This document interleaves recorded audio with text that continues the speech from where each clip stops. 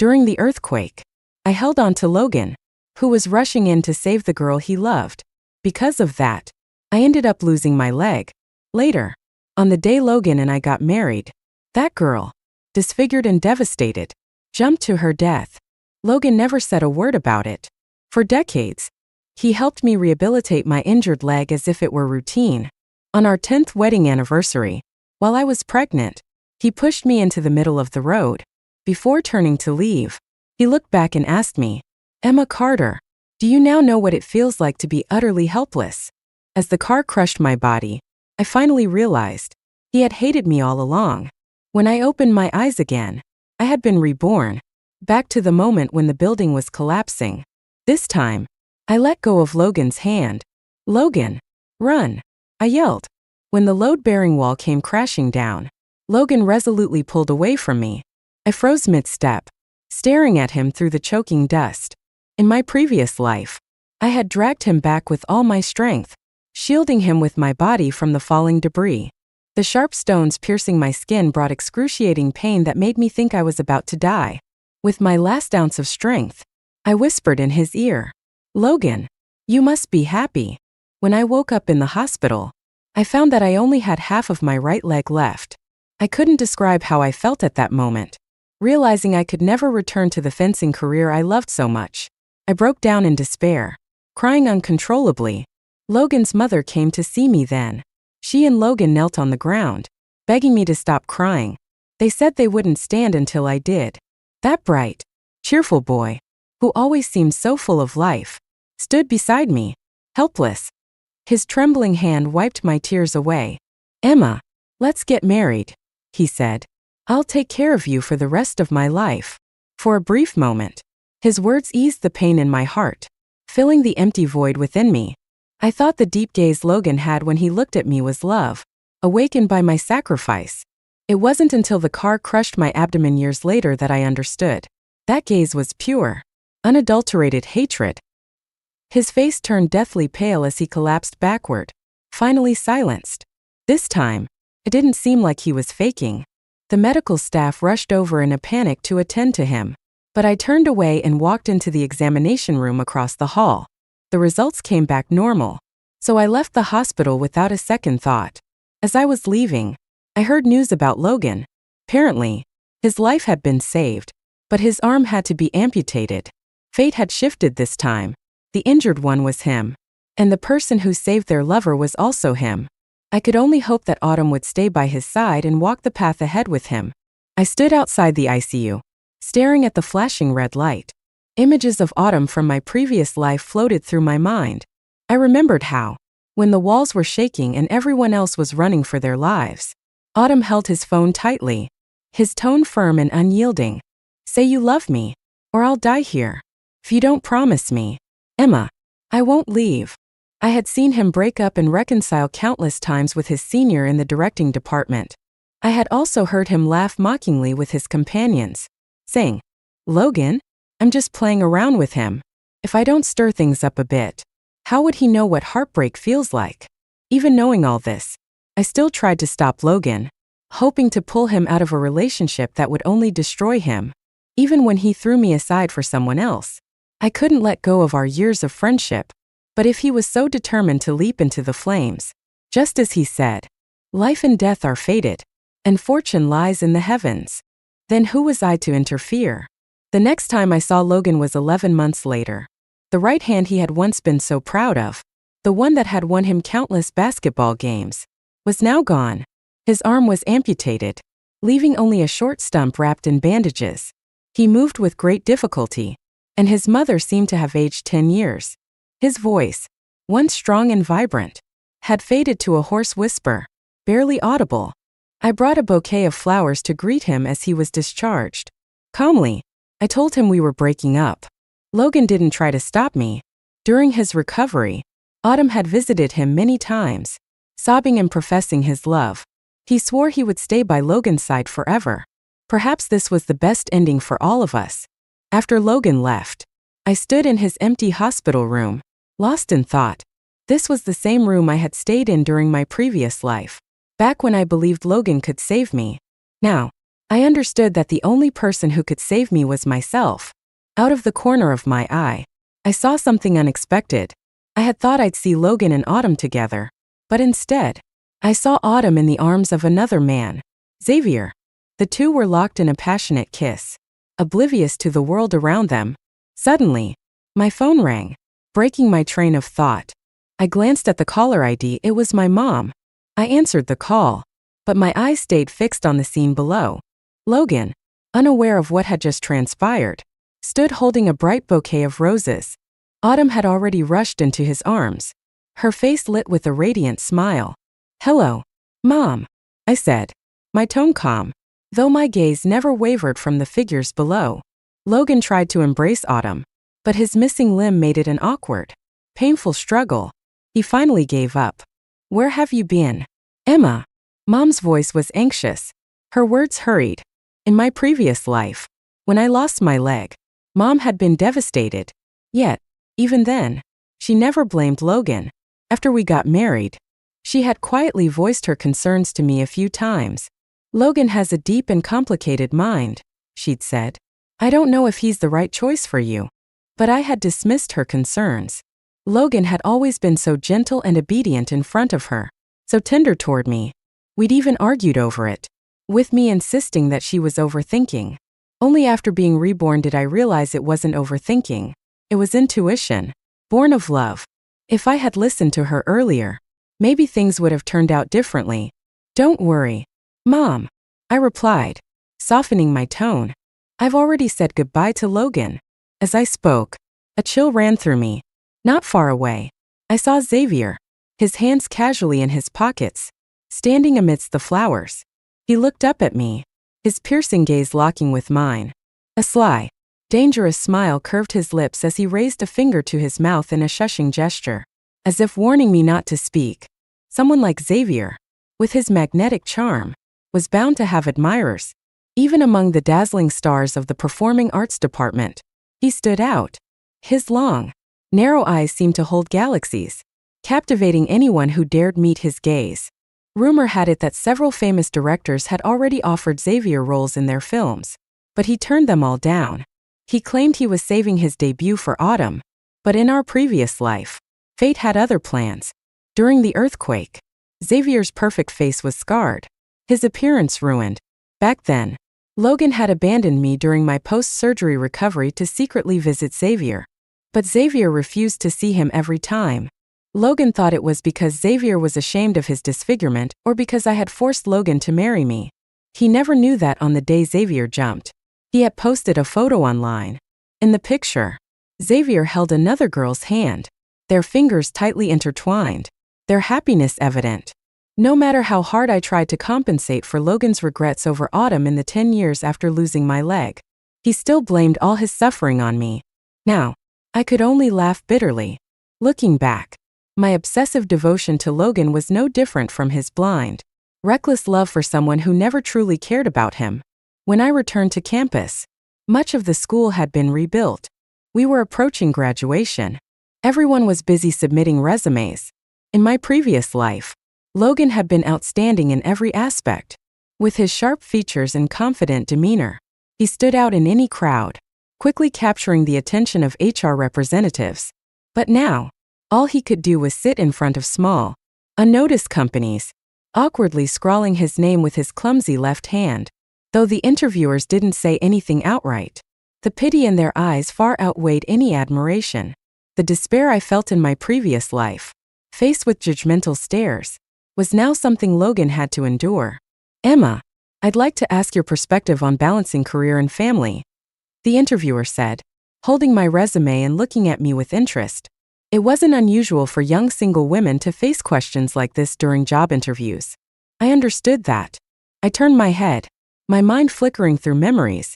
After a brief pause, I answered firmly, "I was born to be a mountain, not a stream." The interviewer blinked in surprise, but soon, a warm smile spread across their face, and they nodded approvingly. "All right, Emma, one last question. You've applied for a position as a wheelchair fencing coach. Could you tell us why this role holds special meaning for you?" Beneath the table, My hand rested lightly on my right knee as I slowly rotated my ankle. The joy of regaining what I had once lost still lingered in my heart. In my previous life, I had encountered countless obstacles. I had grown to despise the fencing I once loved. Every time I saw a fencing competition on TV, I would smash the screen in a frenzy. It was only much later, when my emotions had calmed, that I began to explore wheelchair fencing. The female coach I met back then handed me a sword and said, "You've lost your leg, but if you grow wings, you can still fly." Unfortunately, by then, my physical condition had deteriorated, making it nearly impossible to pursue that dream again. Now, with this second chance, I understood the pain I had endured. I wanted more people to experience the joy of life with me. Faster, higher, farther is not just a motto, it's a mindset. Physical limitations should never confine someone's pursuit of their dreams. Those were the words of my coach in my past life, and they had become a late comfort to my soul. As the interview ended, I saw Logan and Autumn. She stood close to him, her presence strikingly noticeable. "Logan, don't worry," she said in a sweet, coaxing tone. "It's okay if you don't have a job. I'll take care of you forever." Hearing those familiar words, I couldn't help but smile faintly. "I'll ask someone I know to get you a job," she continued. "Something easy, with good pay. I don't need your help." Logan snapped, his voice firm. "Why would no company want me? Just give me some time. Autumn, trust me." It was obvious that Autumn didn't truly care for Logan. Her kindness toward him was likely just a way to avoid public criticism. But Logan, once the golden boy, couldn't stomach the idea of accepting charity from a girl. Even now, he clung to the belief that he could still make a name for himself. However, his past decisions had left a glaring stain on his record, like skipping a major exam to accompany Autumn to a competition. That, coupled with the long road to physical recovery, meant Logan had lost the extraordinary advantage he once had when entering the workforce. Reaching his previous heights would now require an unimaginable amount of effort. As I walked past them, I heard Logan deliberately raise his voice. "Autumn, I'll make you happy. I promise." From the corner of my eye, I saw him wrap his arm around her waist, his gaze fleetingly drifting in my direction. I pretended not to notice and kept walking, memories tugging at my mind. I remembered the 18-year-old boy who had waited outside my home all night, holding a jar of paper stars. His voice had trembled as he said, "Emma Carter, we got into the same college. Can we be together? I swear, I'll make you happy." Closing my eyes, I could still see the snowy willow trees and his sweat-soaked white shirt. We had worked so hard to be together, only to be defeated by time. "Emma," a cheerful voice broke through my thoughts. Turning, I saw Luna skipping toward me, throwing herself into my arms. "Be in my graduation film," she exclaimed. I had met Luna in the drama club. Coming from a wealthy family, she was set to study abroad after graduation. Her biggest problem right now was completing her final project, a short film. I linked my arm with hers and nodded. "All right," I said, perhaps worried that I'd be upset over my breakup. Luna intentionally positioned herself on my right, blocking my view of Logan and Autumn. Logan's mom caused a big scene at school the other day. Luna said casually, she told Autumn that Logan belongs to the Lin family, alive or dead, and demanded that she give him a grandson. Anyone would break down with a mother-in-law like that. Luna added, sneaking a glance at my face. "Luna, I've already broken up with Logan." I replied calmly, "I don't want to hear anything about him anymore." I was at a major turning point in my life. There were far more important things than love, and I had no intention of letting someone I would never reconnect with disrupt my world again. Luna's script was inspired by a real-life school principal from a rural mountain village. I was cast as a young woman forced to abandon her studies due to family pressure to marry. It wasn't until rehearsals began that I noticed we were working next door to Xavier's group. In his script, the female lead was played by Autumn. The two of them spent every day together, their ambiguous relationship well known across campus. But given Xavier's family background, no one dared to gossip openly. Logan had received some positive responses from companies during his job search, but for some reason, all communication had abruptly ceased. Logan eventually accepted Autumn's arrangement and used her connections to join a company. It was said the pay was decent, but it also meant he had to swallow his pride and become the very kind of person he once despised. A beneficiary of nepotism. By this point in my previous life, he would have been undergoing physical rehabilitation, one of the hardest periods of recovery. It involved coming to terms with his new reality, facing his deepest wounds over and over again. Logan's emotional state began to destabilize, and he leaned heavily on Autumn to fill the void in his heart. But Autumn's attention wasn't on him at all. To ensure he looked his best on camera, Autumn maintained a strict routine of early nights and early mornings. Perhaps it was the glow of being immersed in love, but he seemed even more radiant than before. During rehearsal breaks, I often overheard Autumn impatiently saying on the phone, "I told you I'm busy. The crew has a meeting tonight. I don't have time to go with you." Sometimes, when Logan showed up to see him, Autumn would make excuses to leave, even instructing those around him, "Don't tell him I'm here." On Valentine's Day, Logan came with flowers to see Autumn, but Autumn was busy rehearsing and didn't even greet him. Frustrated and humiliated, Logan finally lost his temper in front of everyone. He threw the bouquet to the ground and yelled, "I've called you so many times, and you didn't answer. What are you trying to do?" The room fell silent. Autumn, however, didn't bother to hide his irritation. Having always been surrounded by admirers, he wasn't used to being spoken to like this. "Logan," he retorted, his voice sharp, "I'm busy. Normal people have a lot to do every day. Not everyone is as free as you." He emphasized normal people, the words cutting deeply into Logan. Logan stood there, his face pale, struggling to form words. "Do you even have a heart, Autumn?" He finally burst out, "I became like this because of you. Do you have any shame?" "I never asked you to save me," Autumn shot back, unflinching. "If you hadn't come, maybe I would have been fine. Why should I owe you anything? Don't forget, I was the one who got you that job. I don't owe you a thing." Logan's breathing quickened, and in his anger, he instinctively raised his hand to point at Autumn, but all he could do was wave his empty sleeve. The motion threw him off balance, and he nearly tripped over a chair.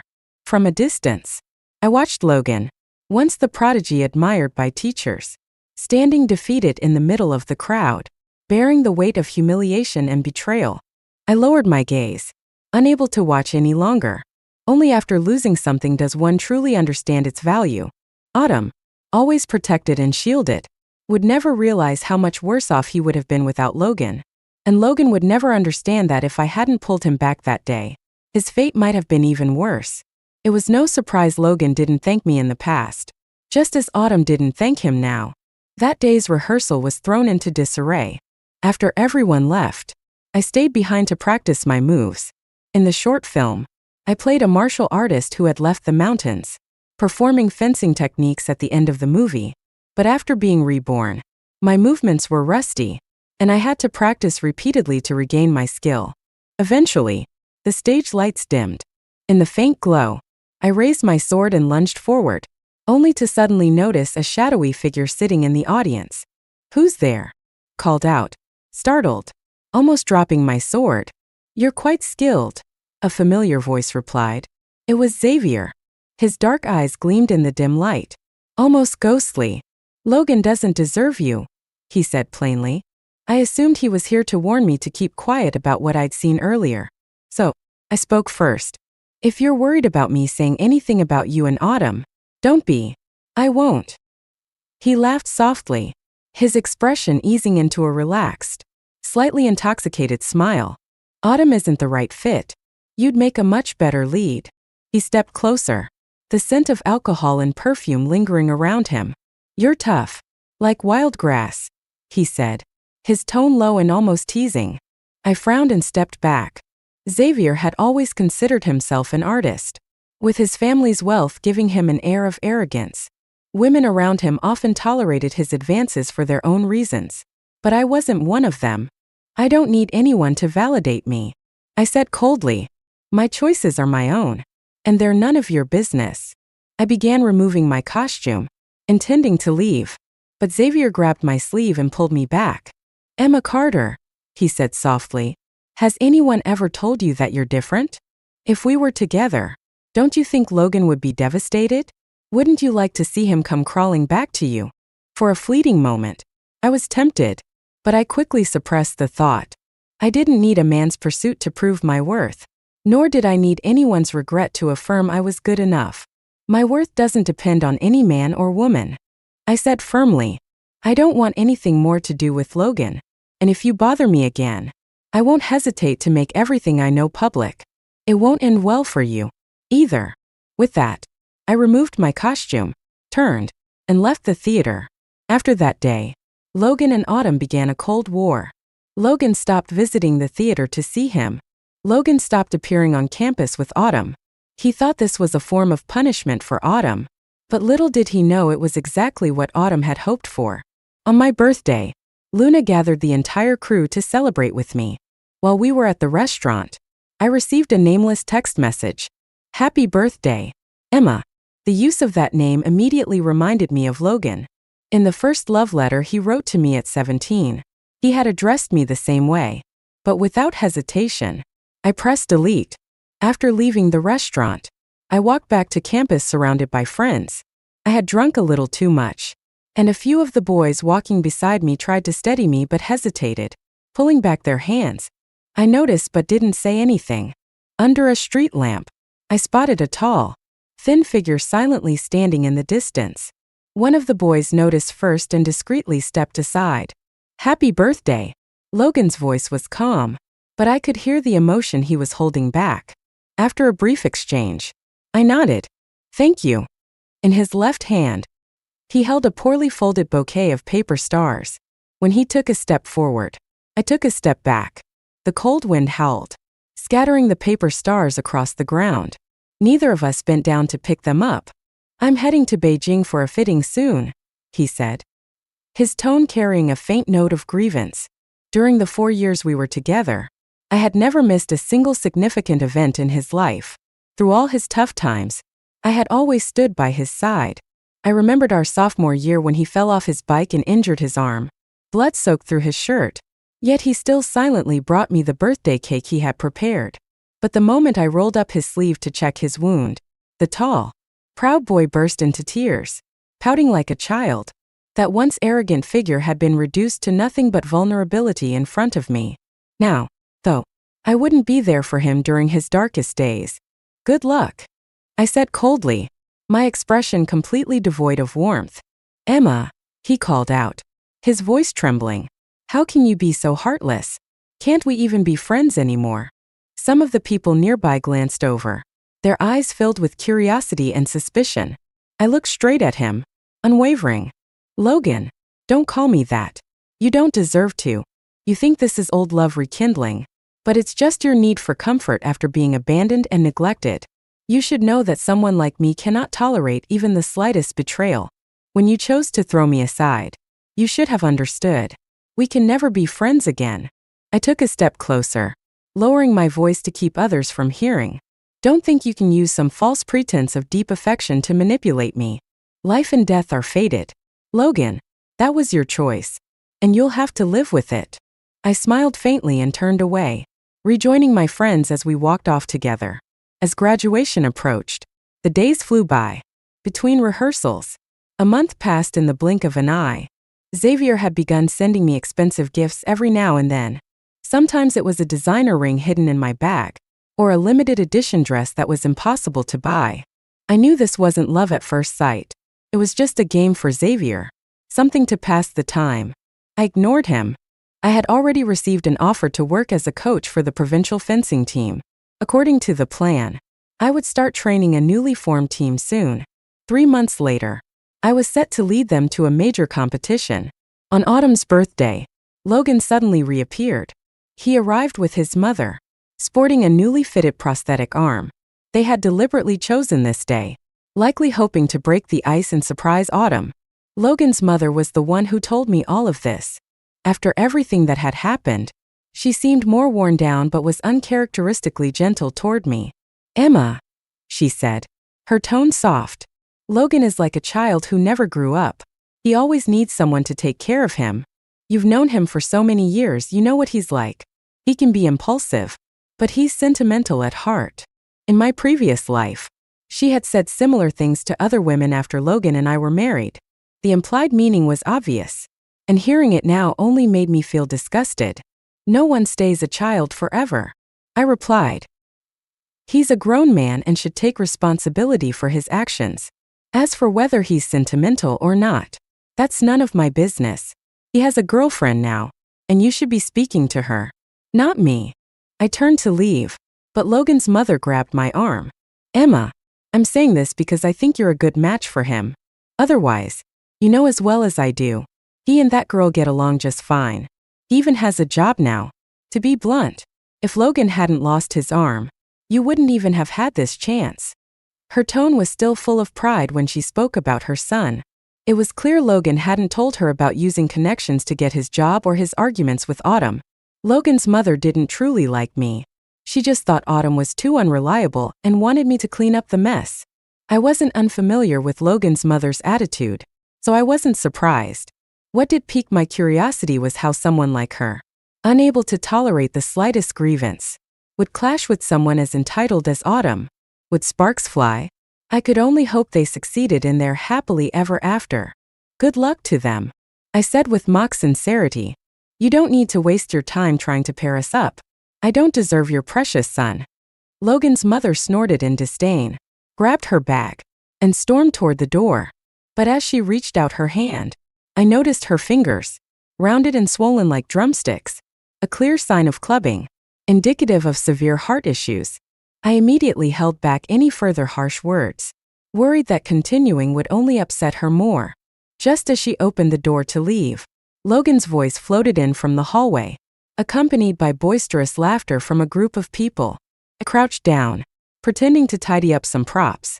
Luna came over and told me that Logan had booked a large restaurant, and many people from both production teams had gone to join the party. I had no intention of attending. After packing my things, I left the theater. These days, I spent my time coaching at the provincial team and had no interest in keeping up with these dramas. As I reached the school gate, an ambulance rushed past me, heading toward the performance hall. Groups of students were running in the same direction, their voices filled with excitement and urgency. Hurry! I heard a senior from the acting department was caught cheating on her boyfriend. The rest of the story, I heard from Luna later. That day, a crowd had gathered around Logan and his mother as they eagerly pushed open the dressing room door. What they found inside was Autumn and Xavier, disheveled and embracing. They were deeply engaged, Luna said, quoting a literary phrase with dramatic flair.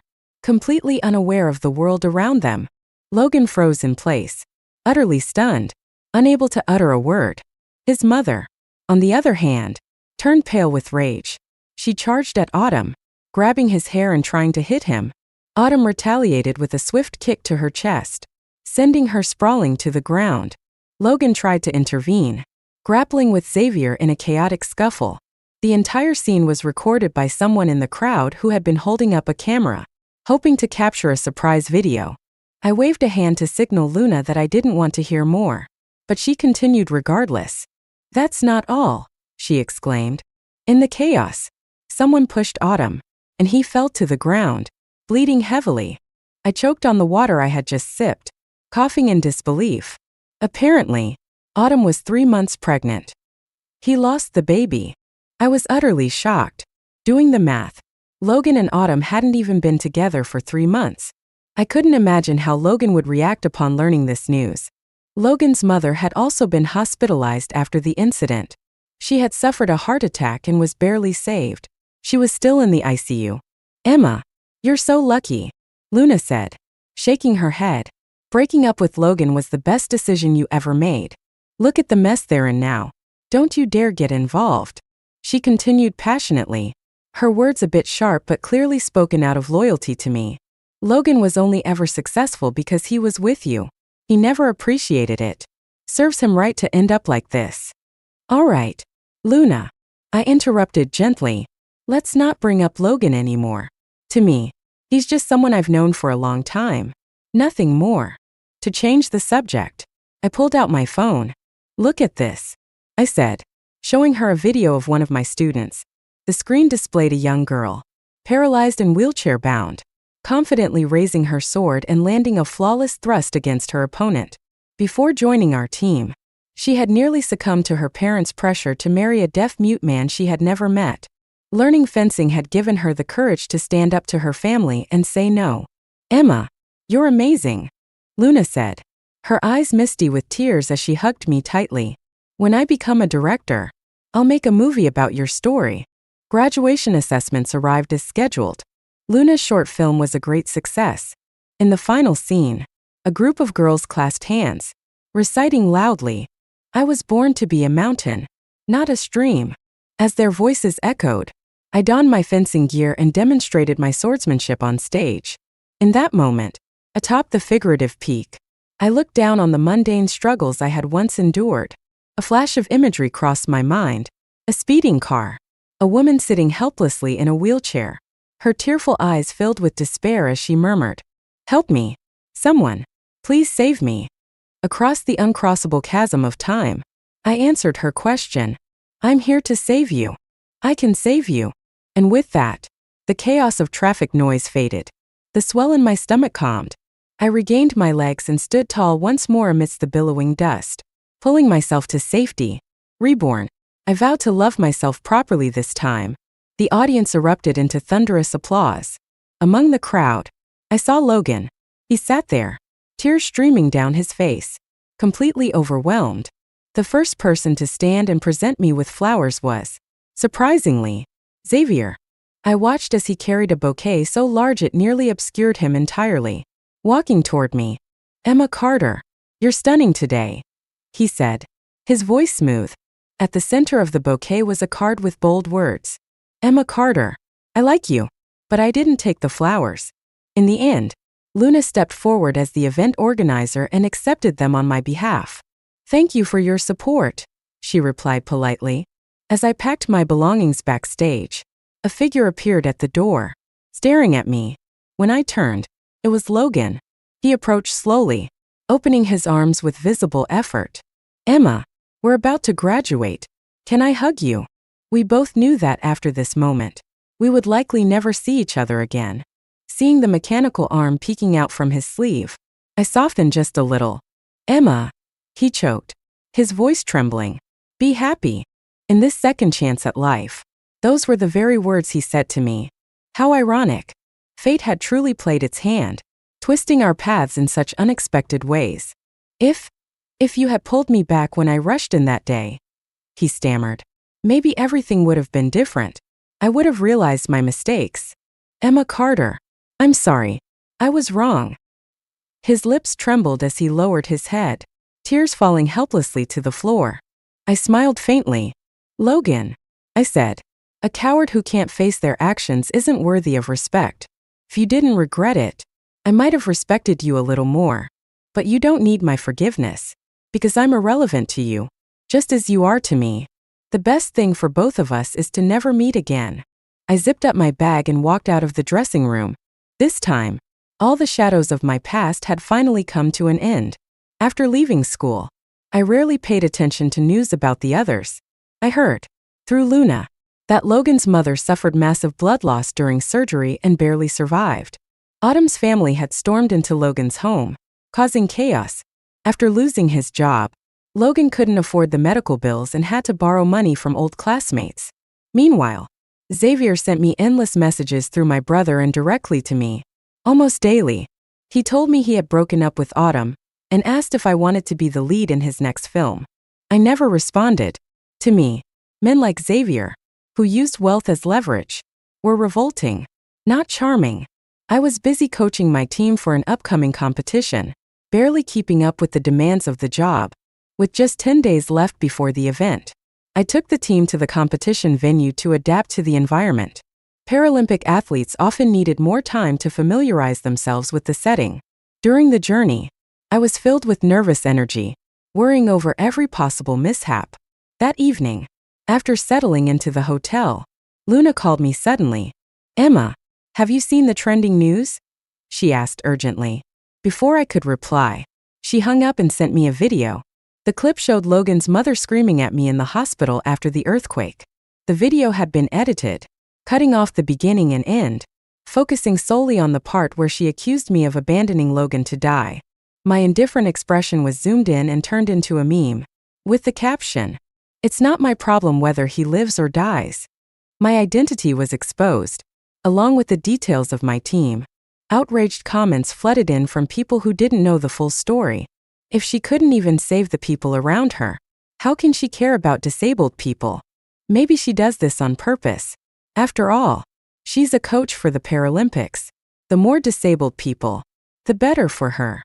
She shouldn't be allowed to compete. What kind of heartless coach brings a team to compete anyway? The attacks escalated, targeting not just me but my team members. "Who did you offend?"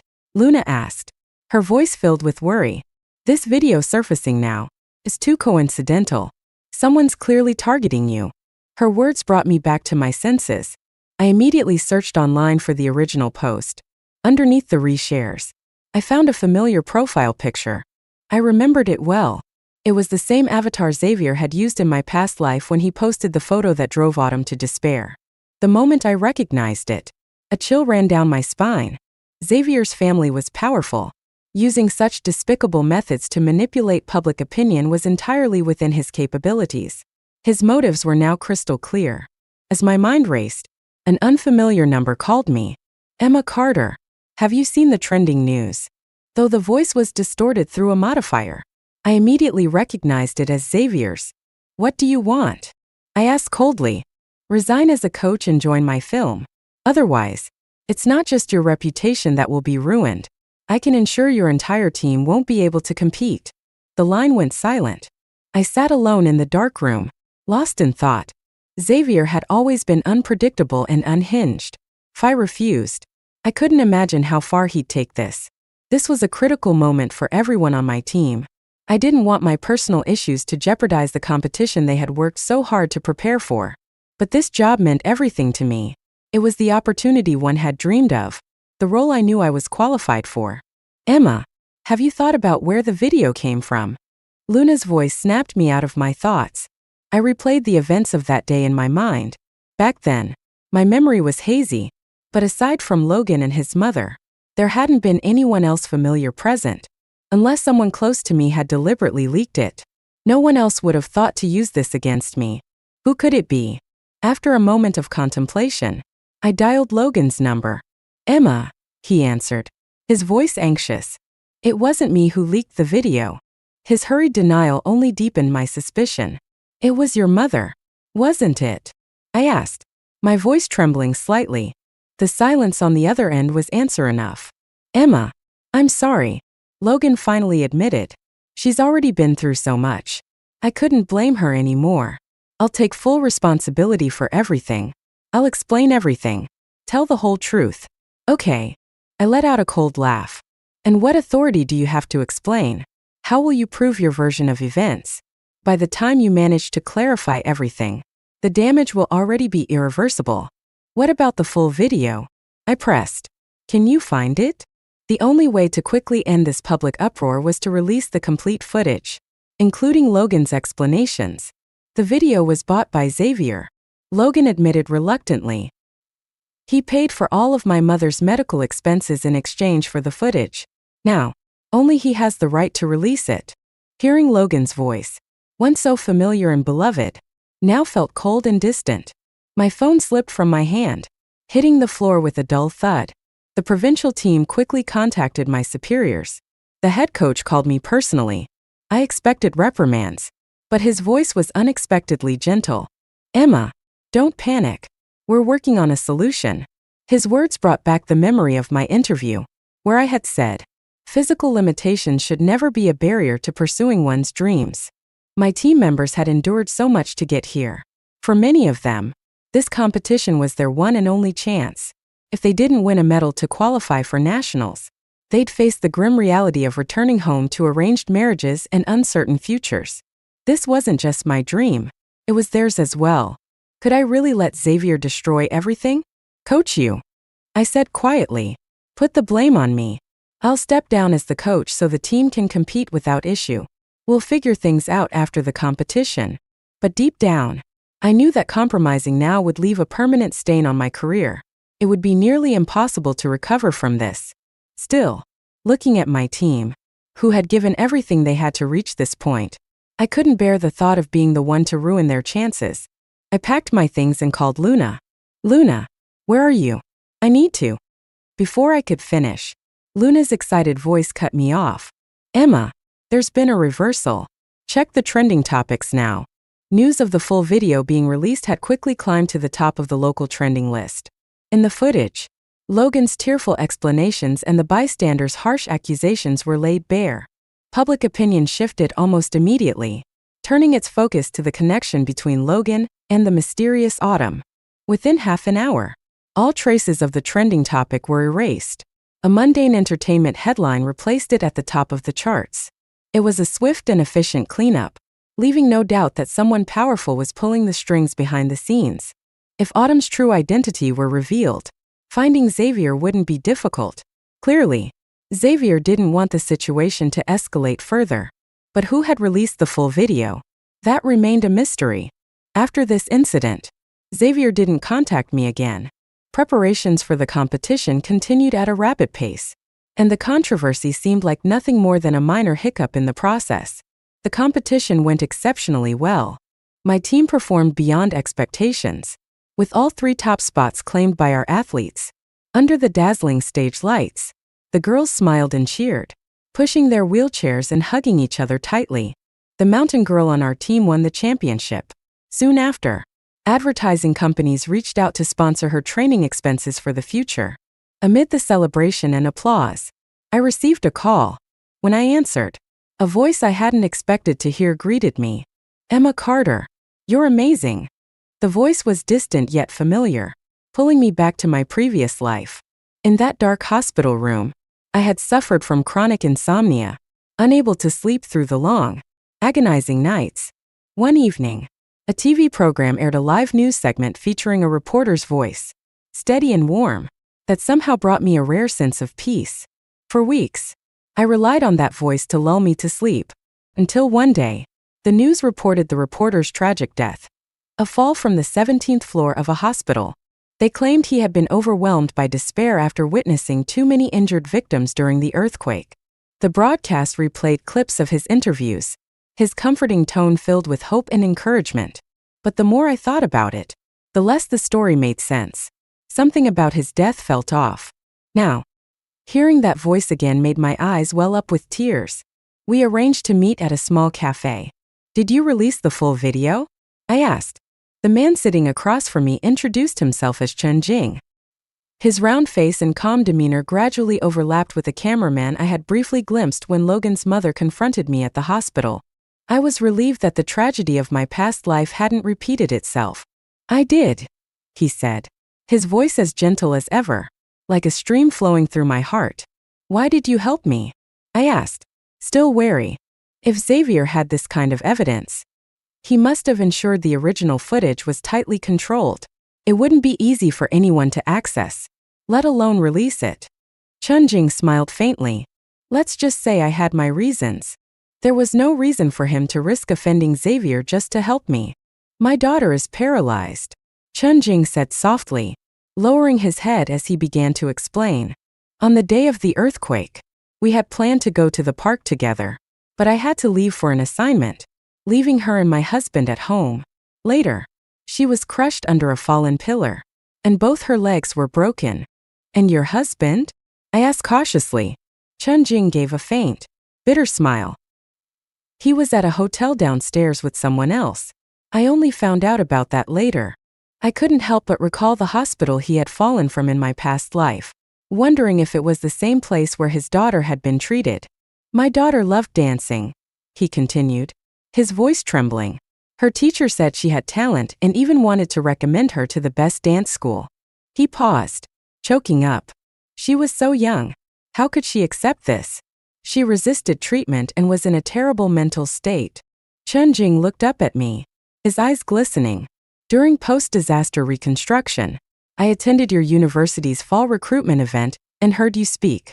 I told my daughter what you said, and I showed her videos of wheelchair fencing. That night, she cried for a long time. The next morning, she told me, "Mom, I can still dance, even in a wheelchair." Chunjing's voice broke as he continued. She handed me her suicide note along with that declaration. I stared at him, stunned. If it weren't for you, she might not be here today. And without her, I don't know what would have kept me going. Images of black and white photos from my previous life flashed through my mind.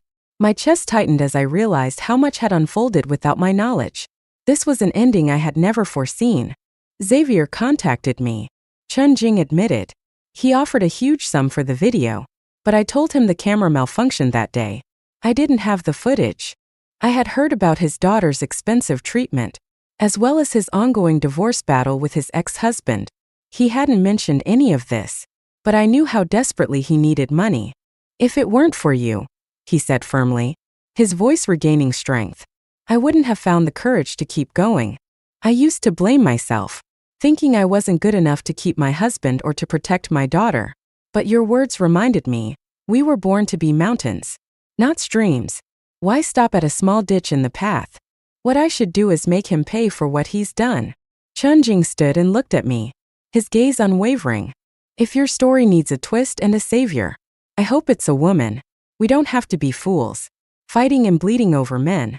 Our arrows can aim at cowards too. With that, he left. The next explosion of entertainment news came while I was attending the wheelchair fencing team's celebration dinner. This time, Xavier was at the center of the scandal. The release footage came from Autumn's birthday party, showing him and Autumn disheveled and scrambling apart. The camera then caught Logan entering with flowers, his face full of confusion and betrayal. The triangle of their relationships was dissected and debated, eventually igniting a storm of public opinion. I didn't know how Chunjing had managed to obtain the video from Xavier's inner circle, but I knew one thing for certain: those who betray will eventually be betrayed. Those who pursue personal gain will ultimately crumble under their own weight. Autumn's acting career collapsed before it could take off. The internet compared his current face to the one in the video, struggling to reconcile the two. When I saw his recent photos, I barely recognized him. The breathtaking beauty he had once possessed was gone. His manager publicly revealed that Autumn had undergone multiple cosmetic surgeries after his breakup with Xavier, each one worsening his appearance. At barely 20 years old, his face had already become unnaturally stiff, his natural charm completely destroyed.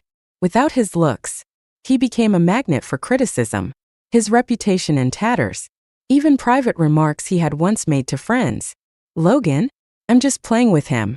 If I don't push Xavier a little, how would he ever feel heartbreak? Were leaked to the media. I didn't know if Logan followed entertainment news, nor did I know how he felt hearing such revelations.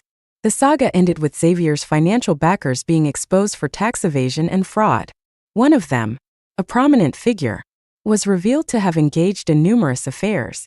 Evidence provided by his ex-wife led to his downfall. He now faced legal consequences. As the news segment concluded, the familiar voice of Chunjing came through the screen. This is Chunjing, reporting live. We'll continue to follow the developments in this case. Her voice was clear and calm, carrying a hint of relief, as though a heavy burden had been lifted. Years passed before I saw Luna again. She returned from studying abroad, now a successful director. To avoid her family's constant pressure to marry, she focused on her career, which unintentionally catapulted her to fame. She approached me one day, beaming with excitement. That movie about you? It's finally in production. Her class had produced many talented directors, though the once famous Xavier had fallen into obscurity. No one even knew his whereabouts anymore. Do you have any specific lines you'd like to include in the script? Luna asked. I wrote a single sentence for her. Many years ago, someone gave up on themselves, telling me, life and death are fated. Fortune lies in the heavens. But I want to tell you, your fate is in your own hands, not the heavens. I also requested that the story feature my first group of students as its inspiration. The once skinny, dark-skinned girl from the mountains had since become a Paralympic champion, competing in tournaments year after year. He would send me a photo each time. In every picture, the girl's vibrant smile shone with life, a beauty not inferior to Autumn's, but filled with an unmistakable vitality. Many of the students I had coached were invited by Luna to attend this performance. Those girls often said I was their savior, someone who rescued them from despair and gave them courage to face life's challenges. I could empathize with them, but the truth was, my original goal had simply been to save myself. Yet, in the quiet moments of the night, I would hear the words of that woman in the wheelchair echoing in my mind. A person who strives to save themselves, who works hard to love themselves, radiates a courage they never even realize they possess. And it's this strength the world truly needs. That strength, I thought, is what makes someone the hero of their story. And for once, I was grateful to have become the hero of mine.